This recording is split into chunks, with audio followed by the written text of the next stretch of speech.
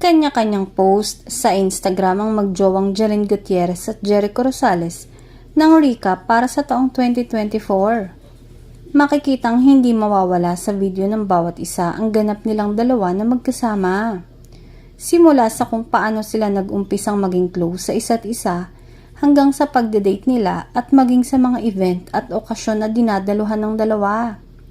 Isa lang ito sa mga patunay na kasama nila ang isa't isa sa magagandang nangyari sa taong 2024 at patuloy na magkakasama hanggang ngayong taong 2025 at sa mga susunod pang taon.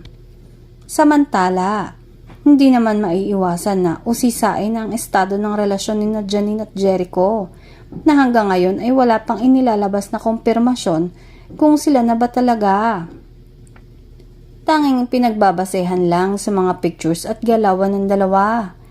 Pero hindi din magtatagal ay aamin na ang dalawa sa relasyon nila, baka naghihintay lang ng tamang tiyempo. Hiling naman ng karamihan para sa rumored couple ay masayang samahan at pag-iibigan na sana ay magtagal.